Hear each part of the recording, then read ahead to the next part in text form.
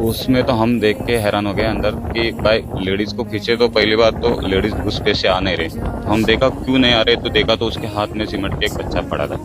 तो हम उसको खींच रहे, लेकिन उसकी पकड़ अपने बच्चे से हिल नहीं रही थी उस लेडीज की। किसी को लाइफ जैकेट पूछा तक नहीं गया था, ना पहनाया गया था, ना बताया गया था कि कहाँ रखा और क्या करना है इमरजेंसी के तहत। लौटते समय मौसम अति खराब हो गया कि मतलब नाव चलाने वाला भी कंफ्यूज था कि वो जहाँ मोड़ रहा था वहाँ ना जा करके जो नाव थी दूसरी दिशा में, और महज हम लोग आधा किलोमीटर दूर ही थे और इतना समय था कि सामने से बोट आके बचा सकती थी। जो आखिरी में आई ना, वो लहरों में ही आई, बचा सकती थी। लेकिन वहाँ से इतना चिल्लम चोट होने के बावजूद भी सब देख के वीडियो बना रहे थे, लेकिन कोई नाव भेजा नहीं।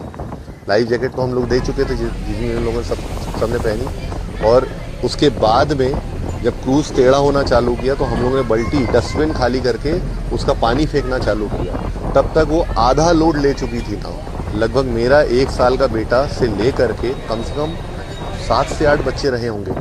ऊपर एक लौते मेरे साड़ू भाई बैठे हुए थे, जिन्होंने देखा कि ड्राइवर कूद गया अपनी जान बचाने के हिसाब से। हम लोग को नहीं बचाया उसने। और देखते ही जैसे नाव पलटी है पूरी, तो मैं ऊपर की तरफ आया क्योंकि पानी का फ्लो ऊपर जाना था, पूरी टेढ़ी हो गई।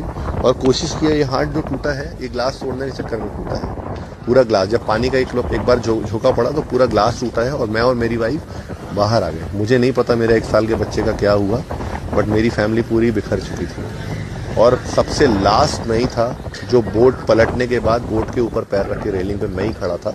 अंदर से बंदा ठोक रहा है कि बचा लो, और मैं बाहर से ठोक रहा हूँ। मतलब जो पैरा होता है 3 फीट अंदर जो पानी के रहता है, उसमें मुंह रख करके, जो आखिरी में शायद निकला होगा मे बी, उसको तक मैंने पुलिस वालों से बोला, नाविकों से बोला कि मैंने कहा भैया बोट के अंदर लोग हैं अभी भी जो सरवाइव कर रहे हैं, उनको बचा लीजिए। लेकिन कोई सुनने वाला नहीं था। बोले ऐसे तूफान में हम कैसे जाएंगे। ना किसी ने लाइफ जैकेट के लिए पूछा। रखा था, हम लोग फोटो खींचे तो मैंने देखा था केबिन के पास रखे हुए।